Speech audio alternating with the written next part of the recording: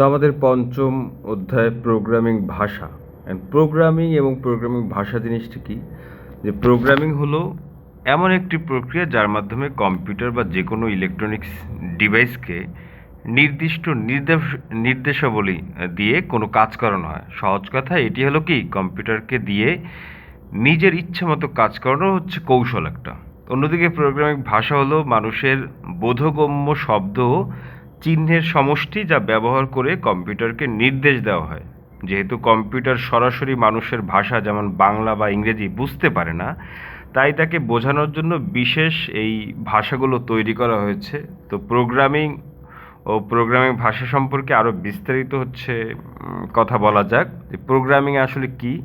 যে কম্পিউটার নিজস্ব কোনো বুদ্ধি বা বিবেক নেই, এটি কেবল মানুষের নির্দেশ মেনে কাজ করতে পারে আর কি। তো কোনো জটিল সমস্যা সমাধানের জন্য ধারাবাহিক কিছু নির্দেশাবলী বা কোড লেখার কাজকেই প্রোগ্রামিং বলা হয়। তো এই নির্দেশ বা কোডের সমষ্টিকে বলা হয় কি? প্রোগ্রাম আর কি। ঠিক আছে।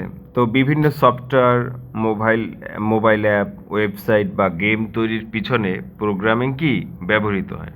আর প্রোগ্রামিং ভাষাটা আসলে কি? যে প্রোগ্রামিং ভাষা হলো কম্পিউটার ও মানুষের মধ্যে যোগাযোগের একটি মাধ্যম আর কি। তো মানুষের ভাষার যেমন নিজস্ব ব্যাকরণ বা নিয়ম থাকে, প্রোগ্রামিং ভাষারও কি নিজস্ব গঠন বা সিনট্যাক্স থাকে আর কি। তার মধ্যে মেশিন ল্যাঙ্গুয়েজ, উচ্চতরের ভাষা, এই জিনিসগুলো আর কি। মেশিন ল্যাঙ্গুয়েজের মধ্যে কম্পিউটার সরাসরি বাইনারি কোড, মানে 0 এবং 1 ছাড়া অন্য কিছু কি বুঝতে পারে না। আর উচ্চস্তরের ভাষা মানুষের জন্য সহজে বোধগম্য করতে পাইথন নামে একটা ভাষা আছে, জাভা নামে একটা ভাষা আছে, সি, সি প্লাস প্লাস আর কি, এবং জাভা স্ক্রিপ্ট। এর মতো কি উচ্চ স্তরের ভাষাগুলো কি ব্যবহার করা হয়। তো পরবর্তীতে বিশেষ ট্রান্সলেটর, মানে কি ওই ভাষা থেকে কি ট্রান্সলেট করা হয়, কম্পাইলার বা ইন্টারপ্রেটার বলে যেটাকে। তো এই ভাষাগুলোকে অনুবাদ করে কম্পিউটারের বোধগম্য বাইনারি কোডে কি রূপান্তর করে আর কি। তো আমরা আজকে জানবো যে প্রোগ্রামিং ল্যাঙ্গুয়েজ আসলে কি। তো এখানে একটা ছবিতে দেখতে পাচ্ছি কয়েকটা শিক্ষার্থী কম্পিউটারের সামনে বসে আছে, যে প্রোগ্রামিং প্রতিযোগিতায় অংশগ্রহণকারী শিক্ষার্থীরা আর কি। তো কম্পিউটার নামক যন্ত্রটি কোনো না কোনোভাবে পুরো পৃথিবীর প্রায় প্রতিটি মানুষের জীবনকে প্রভাবিত করেছে। তো এই অসাধারণ যন্ত্রটি কোন কাজে ব্যবহার করা যাবে সেটি শুধু মানুষের সৃজনশীলতা দিয়ে সীমাবদ্ধ। তবে এককভাবে কম্পিউটার নামের এই যন্ত্রটির সাথে অন্য আরেকটি যন্ত্রের কোনো পার্থক্য নেই। তো কম্পিউটার আলাদাভাবে একটি বিশেষ কিছু হয়ে ওঠে, কারণ এটিকে নির্দিষ্ট কোনো কাজ করার জন্য প্রোগ্রাম করা সম্ভব। তো কম্পিউটার যেহেতু একটি ইলেকট্রনিক যন্ত্র ছাড়া আর কিছুই নয়, এবং সেটি 1 এবং 0 ছাড়া আর কিছুই বুঝতে পারে না, তাই তাকে প্রোগ্রাম করার জন্য 1 এবং 0 দিয়ে কি মেশিন কোডে কিছু দুর্বোধ্য নির্দেশনা দিতে হয়। তো বিষয়ভিত্তিক সহজ করার জন্য অনেক প্রোগ্রামিং ভাষা উদ্ভাবন করা হয়েছে। তো এই ভাষাগুলোতে একজন প্রয়োজনীয় কোড লিখতে পারে, যেটি পরবর্তীকালে মেশিন কোডে রূপান্তরিত করে কম্পিউটারের কাছে নির্দেশনা হিসেবে পাঠানো হয়। তো এরকম একটি জনপ্রিয় এবং বহুল ব্যবহৃত কম্পিউটার প্রোগ্রামিং ভাষা কি সি। তো এই অধ্যায় শিক্ষার্থীদের কাছে প্রোগ্রামিংয়ের খুঁটিনাটি সাথে সি ভাষায় প্রোগ্রামিং করার প্রাথমিক বিষয়গুলো তুলে ধরা হবে আর কি। তো এই পাঠে শিক্ষার্থীরা শেষে কী শিখবে? যে প্রোগ্রামের ধারণা ব্যাখ্যা করতে পারবে, বিভিন্ন স্তরের যে প্রোগ্রামিং ভাষা বর্ণনা করতে পারবে, এবং ব্যবহারিক কি প্রোগ্রামের সংগঠন প্রদর্শন করতে পারবে। প্রোগ্রাম অ্যালগোরিদম, মানে গণিত যেটা, ও ফ্লোচার্ট প্রস্তুত করতে পারবে। তো সি প্রোগ্রামিং ভাষা ব্যবহার করে প্রোগ্রাম প্রস্তুত করতে পারবে আর কি। তারপর কি আছে এখানে, প্রোগ্রামের ভাষা, প্রোগ্রামের ভাষা বা ল্যাঙ্গুয়েজ অফ প্রোগ্রাম। তো কম্পিউটারকে দিয়ে কোনো কাজ করাতে হলে তাকে বিশেষভাবে নির্দেশ দিতে হয়, মানে কমান্ড দিতে হয় আর কি। তো কম্পিউটারের প্রসেসর কেবল একটি নির্দিষ্ট সেটের কমান্ড এক্সিকিউট করতে পারে, যাকে বলা হয় ইনস্ট্রাকশন সেট। কিন্তু প্রোগ্রামাররা সাধারণত সেই ভাষায় প্রোগ্রাম লেখেন না, বরং প্রোগ্রাম তৈরি করার জন্য শত শত কি প্রোগ্রামিং ভাষা চালু আছে। তো বিভিন্ন দশকে উদ্ভাবিত কিছু গুরুত্বপূর্ণ প্রোগ্রামিং ভাষা, সেগুলোর মধ্যে কি আছে, প্রোগ্রামিং ভাষার নাম, আবিষ্কারের সাল। এর পাশে প্রোগ্রামিং ভাষার নাম, আবিষ্কারের সাল। ফোরট্রান মানে 1954 থেকে 57 পর্যন্ত। তারপর লিসপ ছিল 1956 থেকে 59 পর্যন্ত, কোবল ছিল 1959 থেকে 60 পর্যন্ত, এবং বেসিক ছিল 1964 সাল, প্যাসকেল ছিল 1970, সি আসে কত সালে? 1972 সালে। সি আসে কত সালে? 1972 সালে। তারপর সি প্লাস প্লাস আসে কত? 1983। পার্ল আসে 1987। পাইথন আসে কি? 1989। তারপর ভিজুয়াল বেসিক আসে হচ্ছে 1991, এবং পিএইচপি আছে 1995, জাভা আছে 1995, জাভা স্ক্রিপ্ট আসে আবার 1995, স্কালা আসে 2003 সালে, গো আসে কত? 2009 সালে, এবং রাস্ট আসে কি? 2010, এবং কটলিন আসে 2011 সালে। তো এগুলো কি গুরুত্বপূর্ণ প্রোগ্রামিং ভাষা, এগুলো শিখতে হয়। এখন এইখানে একটা সুন্দরী মেয়ের ছবি দেখতে পাচ্ছি, যে পৃথিবীর প্রথম প্রোগ্রাম অ্যাডা ল্যাবলেস আর কি, হ্যাঁ, যে হচ্ছে যার জন্ম হচ্ছে 1815 থেকে 1852, সে বেশি দিন বেঁচে থাকে না আর কি। যাই হোক, তো কম্পিউটার প্রসেসর বাইনারি সংখ্যা পদ্ধতি ব্যবহার করে বিভিন্ন হিসাব করে আর কি। তো বাইনারি সংখ্যা পদ্ধতিতে কেবল দুটি অঙ্ক রয়েছে, 1 এবং 0। তো এই দুটি অঙ্ক ব্যবহার করেই প্রসেসরের জন্য বিশেষ সংকেত তৈরি করা হয়। 0 এবং 1 দিয়ে তৈরি যে প্রোগ্রাম তাকে বলে কি? Machine code. হ্যাঁ, আর এই ভাষাটিকে বলা হয় কি? মেশিন ল্যাঙ্গুয়েজ আর কি। তো কম্পিউটারের জন্য মেশিন কোড খুব সহজবোধ্য হলেও মানুষের জন্য মেশিন ল্যাঙ্গুয়েজ কোড পড়া কি? খুব দুঃসাধ্য ব্যাপার। কারণ কোডে কেবল 0 এবং 1 থাকে, আর কোনো কি লেটার থাকে না বা ডিজিট থাকে না। তাই মানুষের পক্ষে ভাষার বড় প্রোগ্রাম তৈরি করা কি? অসম্ভব বলা চলে। তো কম্পিউটার প্রোগ্রামিংয়ে সহজ করার জন্য বিভিন্ন প্রসেসর নির্মাতা প্রতিষ্ঠাতা তাদের প্রসেসরের সঙ্গে তৈরি করেন কি? একটি ইনস্ট্রাকশন সেট। ইনস্ট্রাকশন সেটে কিছু সহজ ইনস্ট্রাকশন দিয়ে দেওয়া হলো, যেগুলো ব্যবহার করে প্রসেসরকে নির্দেশ দেওয়া যায় বা প্রোগ্রাম তৈরি করা যায়। কেবল 0 এবং 1 ব্যবহার করার চেয়ে ইনস্ট্রাকশন সেট ব্যবহার করে প্রোগ্রাম লেখা অপেক্ষাকৃত কি? সহজ হয়। এখন আমরা জানবো অ্যাসেম্বলি ভাষা। অ্যাসেম্বলি ভাষা কি?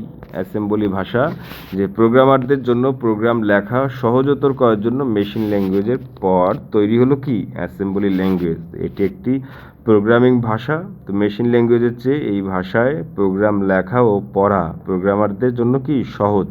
তো কম্পিউটারের প্রসেসর কিন্তু সরাসরি অ্যাসেম্বলি ল্যাঙ্গুয়েজ দিয়ে তৈরি প্রোগ্রাম রান করতে পারে না। তো অ্যাসেম্বলি ল্যাঙ্গুয়েজ লেখা কোডকে আগে মেশিন কোডে রূপান্তর করতে হয়, তারপর প্রসেসর সেটিকে কি করে? এক্সিকিউট করতে পারে। তো অ্যাসেম্বলি ল্যাঙ্গুয়েজ লেখা কোডকে মেশিন কোডে রূপান্তর করার কাজটি করে যে প্রোগ্রাম, তার নাম হচ্ছে কি?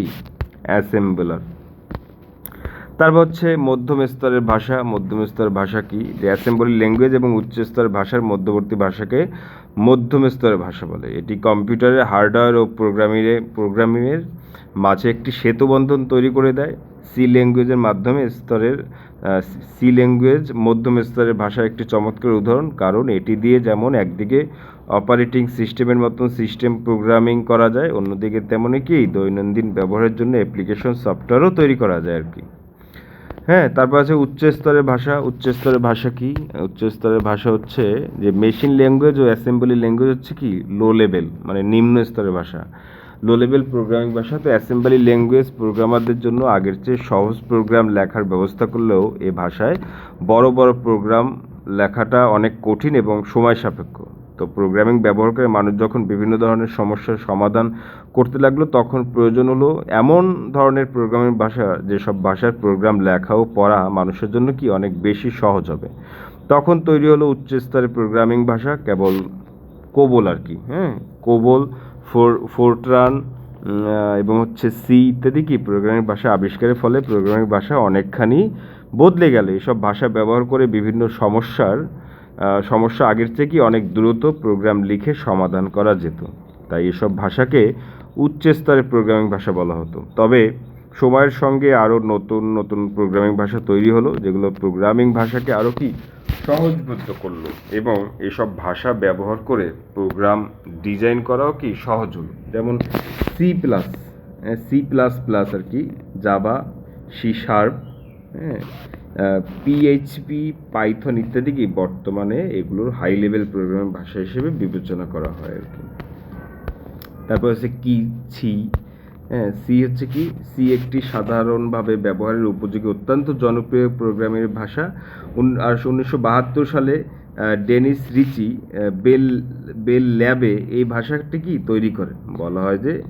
বলা হয়ে থাকে এই ভাষাটি জানা থাকলে কম্পিউটারের অন্য যে কোনো ভাষা শেখা কি খুব সহজ। তো সি ল্যাঙ্গুয়েজ দিয়ে অপারেটিং সিস্টেম থেকে জটিল database management program, internet browser কিংবা ইন্টারপ্রেটার পর্যন্ত সব কিছু তৈরি করা যায়। তো এটি একটি চমৎকার স্ট্রাকচার্ড প্রোগ্রামিং ভাষা আর কি। এখানে ছোট ছোট অসংখ্য অংশকে সমন্বয়ে একটি জটিল প্রোগ্রাম তৈরি করা যায়। তারপর কি আছে C++, সেটা হচ্ছে এই প্রোগ্রামিংয়ের জগতে ক্লাস একটি গুরুত্বপূর্ণ ধারণা। একই ধরনের বৈশিষ্ট্য রয়েছে সেরকম কিছুকে ক্লাস বলে অভিহিত করা হয়। তো সি প্রোগ্রামিং ল্যাঙ্গুয়েজের সাথে ক্লাস সংযুক্ত করে এবং পরে আরও নতুন কিছু বৈশিষ্ট্য যোগ করে C++ ল্যাঙ্গুয়েজের কি সূচনা হয়। তো 1980 সালে বেল ল্যাবে কর্মরত জন স্ট্রুপ এই ভাষাটি উদ্ভাবন করেন। একজন প্রোগ্রামারকে পুরোপুরি নিজের মতো প্রোগ্রামিং করার স্বাধীনতা দেওয়া এই ভাষাটির কি একটি মূলনীতি। তারপর কি আছে জাভা কি 1991 সালে সান মাইক্রো সিস্টেম জাভা প্রোগ্রামিং ভাষার সূচনা করে। তো এটি বর্তমানে একটি কি জনপ্রিয় ভাষা।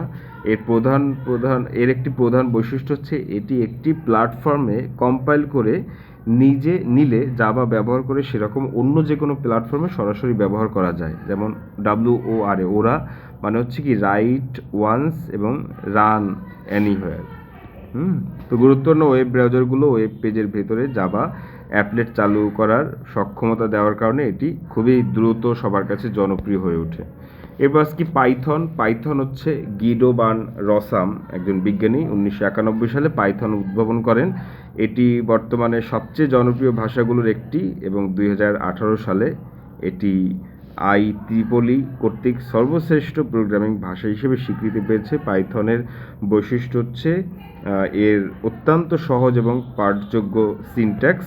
তো এটি বিভিন্ন প্ল্যাটফর্মে চলে এবং ক্লাউড ভিত্তিক web application, data analysis, machine learning application তৈরিতে কি ব্যবহার করা হয়।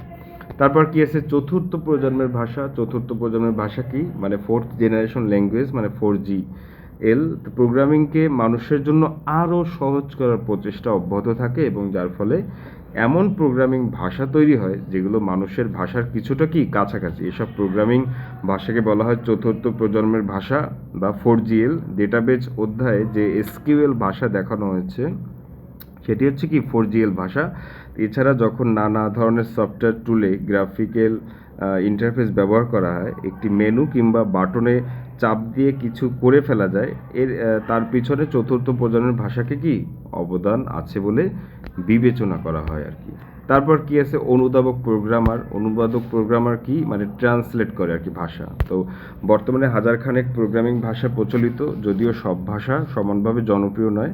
তো ভাষা যে রকমই হোক না কেন কম্পিউটারের প্রসেসর 1 আর 0 ছাড়া কিছু বোঝে না। তাই বিভিন্ন ভাষায় লেখা প্রোগ্রামকে মেশিন করে রূপান্তর করতে হয়। এই কাজটি করার জন্য বিশেষ প্রোগ্রাম তৈরি করা হয় যাকে বলে অনুবাদক প্রোগ্রাম। নিচে 3 ধরনের অনুবাদক প্রোগ্রামের কথা বলা হলো। কি সেটা অ্যাসেম্বলার, কম্পাইলার এবং ইন্টারপ্রেটার। তো অ্যাসেম্বলার, কম্পাইলার এবং ইন্টারপ্রেটার। তো অ্যাসেম্বলার কি অ্যাসেম্বলি ভাষায় লেখা প্রোগ্রামকে মেশিন কোডে অনুবাদ করে অ্যাসেম্বলার নামক একটি প্রোগ্রাম, এবং উচ্চ স্তরে যেসব প্রোগ্রামিং ভাষা সেগুলোকে মেশিন করে অনুবাদ করার কাজটি করার জন্য 2 ধরনের প্রোগ্রাম রয়েছে। একটা হচ্ছে কম্পাইলার ও ইন্টারপ্রেটার। প্রতিটি উচ্চ স্তরের প্রোগ্রামিং ভাষারই পৃথক কম্পাইলার অথবা ইন্টারপ্রেটার রয়েছে। এই 2 ধরনের অনুবাদক প্রোগ্রামের উদ্দেশ্য এক হলেও কাজের ধরনের কিছুটা কি ভিন্নতা রয়েছে। তারপর কম্পাইলার কি আছে, কম্পাইলার প্রথমে পুরো প্রোগ্রামটি পরীক্ষা করে দেখে যে এর ভাষার নিয়মকানুন, যাকে ইংরেজিতে বলে কি সিনট্যাক্স, ঠিক আছে কিনা এগুলি আর কি। যদি ঠিক থাকে তখন সে পুরো প্রোগ্রামটি কম্পাইল করে মেশিন করে রূপান্তর করে। যেহেতু পুরো প্রোগ্রামটি একবারে কম্পাইলার করা হয়, তাই প্রোগ্রামে কোনো ভুল থাকলে সব একসাথে কি দেখানো হয়। তো সে কারণে ভুলগুলো শুষ্ক করা একটু জটিল হয়, তাই কম্পাইলার করার পর এই প্রোগ্রামগুলো অনেক দ্রুত গতিতে কাজ করে। তারপর কি আছে ইন্টারপ্রেটার পুরো প্রোগ্রাম পরীক্ষা না করে প্রোগ্রামের প্রতিটি স্টেটমেন্ট বা নির্দেশ মেশিন করে রূপান্তর করে সেটিকে এক্সিকিউট করে। অর্থাৎ কোনো প্রোগ্রামে যদি 10টি স্টেটমেন্ট থাকে তাহলে প্রথম স্টেটমেন্টের আগে মেশিন করে রূপান্তর হয়ে চলবে, তারপর দ্বিতীয় স্টেটমেন্ট, তারপর তৃতীয় স্টেটমেন্ট, এভাবে একে একে সব স্টেটমেন্ট এক্সিকিউট হবে। এ কারণে ভুল শুদ্ধ করা অনেক সহজ। তো এইখানে আমি শুষ্ক বলছিলাম, ওখানে শুদ্ধ হবে। ভুল শুদ্ধ করা অনেক সহজ, কিন্তু একটি একটি করে কি স্টেটমেন্ট মেশিন করে রূপান্তর করা হয় বলে সময়ের তুলনামূলক কি বেশি লাগে আর কি। তারপর কি আছে, তারপর আছে প্রোগ্রামের সংগঠন। হ্যাঁ, প্রোগ্রামের সংগঠন মানে কি, যে একটি প্রোগ্রামের পুরোটির গঠন, বিশেষ করে তার ভেতরকার ছোট ছোট অংশগুলো গঠন এবং একটির সঙ্গে অন্যটির পারস্পরিক সম্পর্ককে প্রোগ্রামের সংগঠন বা স্ট্রাকচার বলে। মাঝে মাঝেই কোনো প্রোগ্রামের সংগঠনকে ভালো এবং কোন প্রোগ্রামের সংগঠনকে দুর্বল বলা হয়। ভালো সংগঠনের প্রোগ্রাম কিছু প্রচলিত নিয়ম মেনে চলে এবং ভিন্ন ভিন্ন অংশের ভেতরকার সম্পর্কগুলো হয় কি সহজ এবং সেগুলো অনেক স্পষ্টভাবে উল্লেখ করা যায়। সেখানে সঠিক ডেটা স্ট্রাকচার ব্যবহার করা হয় এবং প্রোগ্রামের গতি প্রবাহ ফ্লো কন্ট্রোল হয় কি সুনির্দিষ্ট। তো দুর্বল সংগঠনের প্রোগ্রামে প্রচলিত নিয়মকে উপেক্ষা করা হয় এবং বিভিন্ন অংশের ভেতরকার সম্পর্ক হয় অনিয়মিত এবং অস্পষ্ট। শুধু তাই নয়, সেখানে সঠিক ডেটা স্ট্রাকচার গুরুত্ব দেওয়া হয় না এবং প্রোগ্রামারের গতি প্রবাহ হয় কি এলোমেলো। তারপর হচ্ছে প্রোগ্রাম তৈরির ধাপসমূহ। একটা প্রোগ্রাম কীভাবে তৈরি করা হয় সেটার ধাপসমূহ এখানে আলোচনা করছে। যে প্রোগ্রাম তৈরি করার সময় শুরুতে প্রোগ্রামাররা কোড লিখতে বসে যান। সবারা কী করে, কোড লেখেন। তো বরং প্রথমে চিন্তা করতে হয় যে প্রোগ্রাম লিখে যে সমস্যা করা হবে সেটি কিভাবে করা হবে। যে কাজগুলো করা হবে সেগুলোর প্রতিটি ধাপ লিখে ফেলা হয়। তো এই ধাপগুলোই বলে কি অ্যালগরিদম। আর অনেক সময় লেখার চেয়ে ছবি এঁকে বোঝা সহজ। সমস্যা সমাধান ধাপগুলো যে ছবির মাধ্যমে প্রকাশ করা হয় তাকে বলা হয় কি ফ্লো চার্ট। অ্যান্ড পরীক্ষা যদি আসে ফ্লো চার্ট কি, তাও এখান থেকে কিন্তু লিখতে হবে। অ্যালগরিদম কি, এখান থেকে লিখতে হবে আর কি। তার প্রোগ্রাম তৈরির ধাপসমূহ এখানে আমরা, তো এখানে হচ্ছে অ্যালগরিদম কি। তো ধরা যাক একজন শিক্ষার্থী প্রতিদিন সকালে তার বাইসাইকেল চালিয়ে কলেজে যায়। তবে বাইসাইকেল যদি কোনো কারণে নষ্ট থাকে তাহলে সে রিক্সায় করে কলেজে যায়। কলেজে যাওয়ার ধাপগুলো এভাবে কি লেখা হয় যে 1 নম্বরে সাইকেলে ঠিকঠাক আছে, উত্তর হ্যাঁ হলে 4 নং ধাপে যাও, উত্তর না হলে কি পরের ধাপে যাও। মানে সাইকেল নষ্ট হলে কি তুমি রিক্সা করে যাও। তো অভিভাবকের কাছ থেকে রিক্সা ভাড়ার টাকা নাও। 2 নম্বর রিক্সা ভাড়া করে কলেজে যাও, এরপরে 5 নম্বর ধাপে যাও। 4 নম্বর হচ্ছে সাইকেল চালিয়ে কলেজে যাও এবং কলেজে পৌঁছে গিয়েছে 5 নম্বর আর কি। তো উপরে এই যে ধাপগুলো আমরা বলতে পারি এই শিক্ষার্থীর কি কলেজে যাওয়ার অ্যালগরিদম আর কি। তো অ্যালগরিদম লেখার কোনো সুনির্দিষ্ট নিয়মকানুন নেই। ধাপগুলো ক্রম সঠিক হতে হবে যেন ধাপগুলো ধারাবাহিকভাবে অনুসরণ করলে সমস্যার সমাধান হয়। তো একটি ধাপের কাজ শেষ হলে তার পরের ধাপের কাজটি করতে হবে। তবে কোনো কারণে যদি ঠিক পরের ধাপটি বাদ দিয়ে একটি বিশেষ ধাপের কাজ করতে চাই সেক্ষেত্রে সেটি উল্লেখ করে দিতে হবে। যেমন উপরের উদাহরণ আমরা 3য় ধাপের শেষে বলে দিয়েছি যে 5 নম্বর ধাপে যেতে। এক্ষেত্রে 4 নম্বর ধাপের কাজটি আর করা হবে না। আবার 1 নম্বর ধাপে সাইকেল যদি ঠিকঠাক থাকে তাহলে সরাসরি 4 নম্বর ধাপে চলে গিয়েছি। তো এক্ষেত্রে 2 এবং 3 নম্বর ধাপের কাজ করা আর হবে না। এরপর কি আছে ফ্লো চার্ট।